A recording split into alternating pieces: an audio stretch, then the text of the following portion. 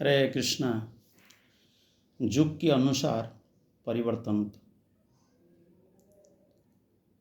सत्य, त्रेता, द्वापर, कली, 4 युग है। सत्य युग में भगवान को पाने के लिए ध्यान करते थे, इसलिए श्रीमद् भागवत में वर्णन है, कृते जत धायते विष्णु त्रेतया में जजते मुखे द्वापरे परिचर्याम कलौ तद हरिसंकीर्तनात्। सत्य युग में ध्यान करके भगवान को प्राप्त करते थे, और सत्य युग में प्रत्येक व्यक्ति का उम्र होता था 1,00,000 साल। 1,00,000 वर्ष तक व्यक्ति जीवित होता था। ध्यान लगाते लगाते समय बीतते जाता है। और ध्यान किसको करता था? विष्णु का ध्यान। कृत्यजत धायते विष्णु, भगवान विष्णु को ध्यान करता था। इसलिए ध्रुव महाराज किसको ध्यान किए थे? विष्णु को ध्यान किए थे। नारद मुनि का बात का मान करके, सुन करके ओम नमो भगवते वासुदेवाय जप किया और ध्यान लगाया विष्णु का। ध्रुव महाराज सत्ययुग का था, और 6 महीना का अंदर भगवान को प्राप्त कर लिया। 6 महीना का अंदर भगवान को सामने प्रकट करा दिया। सत्ययुग में ध्यान था। सत्ययुग में व्यक्ति का उम्र था 1,00,000 वर्ष। सत्ययुग में प्रत्येक व्यक्ति के घर पे गोल्ड का बर्तन इस्तेमाल होता था। सत्ययुग में और क्या होता था?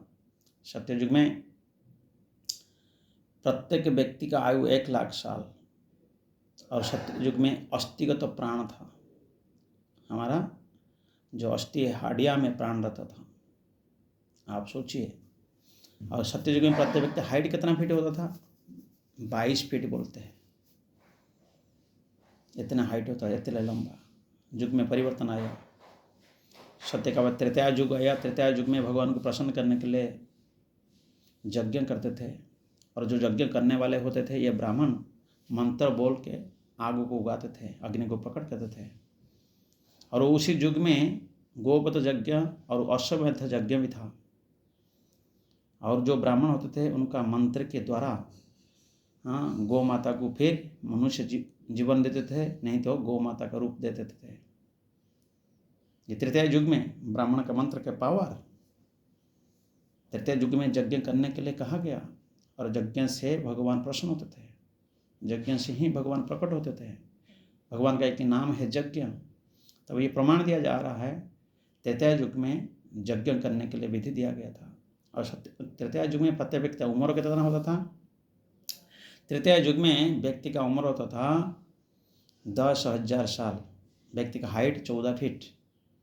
प्रत्येक व्यक्ति के घर पे चांदी का बर्तन इस्तेमाल होता था।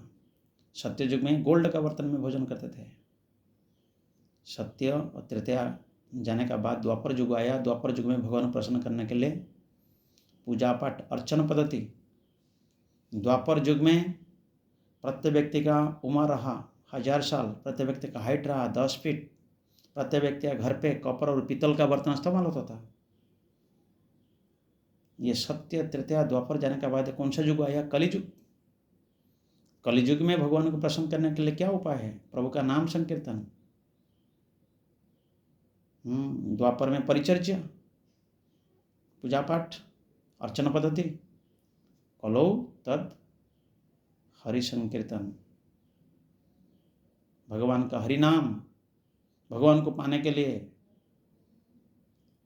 सत्य युग में ध्यान करके भगवान को पाते थे। तृतीया में यज्ञ करके भगवान को पाते थे। द्वापर में पूजा पाठ करके के भगवान को पाते थे। लेकिन कलियुग में भगवान को पाने के लिए उपाय है प्रभु का नाम।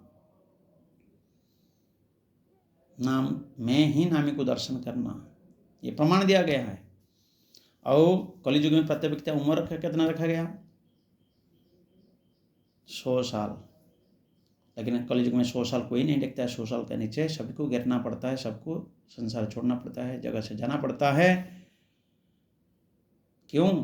क्योंकि सत्य युग में व्यक्ति बहुत आलसी है, मंद बुद्धि है। प्रायण अल्पायुष सभ्य कला अस्मिन् युगे जना मंद सुमंद मतय मंद भाग्य उपद्रुता। कलियुग का ये लक्षण है व्यक्ति का, इसी प्रकार का लक्षण है। उम्र रहेगा नहीं, घट जाएगा। तो कलियुग में व्यक्ति का उम्र 100 साल दिया गया। और कलियुग में प्रत्येक व्यक्ति का हाइट कितना? 7 फीट का नीचे, 7 फीट का ऊपर नहीं। और कलयुग में क्या है, व्यक्ति घर पे स्टील का बर्तन इस्तेमाल होता है। स्टील का बर्तन मतलब वो लोहे का बर्तन में खा रहा है, और ये पीढ़ी बीतने के बाद तीसरा पीढ़ी में जो बच्चे आएंगे कोई बर्तन नहीं होगा। अभी के टाइम में तो स्टील चल रहा है, प्लास्टिक चल रहा है, डिस्पोजल चल रहा है, ये धीरे धीरे सब बंद हो जाएगा, मिलेगा नहीं। कलयुग का लक्षण भी दिया गया, ये सब होने वाला है और हो रहा है। लेकिन सब कुछ होते हुए प्रभु को पाने के लिए सरल उपाय है, प्रभु का नाम लीजिए ये कलयुग में। इसलिए कहते हैं कलयुग नाम आधरा सुमेर सुमेर नर उतर ही पारा। कलयुग में कोई पार होना चाहता है, उद्धार होना चाहता है, तो इनको क्या करना है, प्रभु का नाम लेना पड़ेगा। हरे कृष्ण कृष्ण कृष्ण हरे हरे, हरे राम राम राम हरे हरे। ये कलयुग का तारक ब्रह्म मंत्र है, और ये मंत्र कभी भी किसी भी समय में किसी भी उम्र में किसी भी स्थान पे नाम ले सकता है। पवित्र हो अपवित्र हो, शुद्ध हो अशुद्ध हो, किसी भी अवस्था में प्रभु का नाम जप सकते हैं। नाम लेने मात्र से आपका अंदर का दूषित नष्ट हो जाएगा और भगवान को आपको दर्शन मिलेगा, भगवत धाम प्राप्त होगी। कलयुग में ये बता गया है। कम समय है आपका हाथ में, समय नहीं। हर एक व्यक्ति बोलता है अभी कौन सा समय है, अभी क्या प्रभु का नाम लेना है। भाई कभी उम्र को मत देखिए, किसी भी टाइम पे मृत्यु आने वाला है। मृत्यु कभी भी आपको लेटर देकर नहीं आएगी, फोन करके नहीं आएगी, मैसेज देकर नहीं आएगी, मैसेंजर देकर नहीं आएगी। किसी भी समय में मृत्यु आ सकती है। मृत्यु का पहला आप तैयार रहिए, प्रभु का नाम लीजिए और प्रभु का धाम को लौट जाइए, जो आपका रियल घर है। कलयुग के लिए दिया गया, कलयुग जो उपाय जो बता गया, कलयुग का जो उपाय है वो उपाय को आप कीजिएगा। ये कलयुग में ध्यान नहीं, यज्ञ नहीं, पूजा पाठ नहीं, सिर्फ प्रभु का नाम। नाम में सब कुछ है। नाम करोगे तो क्या होगा, एक ही प्रकार के यज्ञ है। और क्या है, जैसे भगवान भगवद गीता में कहा गया, क्या कहा गया, यज्ञानाम जप यज्ञस्मि। कलयुग में यज्ञ क्या है, प्रभु का नाम जपना। तब फिर यज्ञ भी है, ध्यान भी लगेगा, इसमें भी पूजा होगी, प्रभु का नाम ले मतलब पूजा हो रहा है। तब कलयुग में सरल उपाय प्रभु ने रचाया। तब ये प्रभु का नाम लीजिए, जो परिवर्तन आई, युग के अनुसार परिवर्तनता हुई।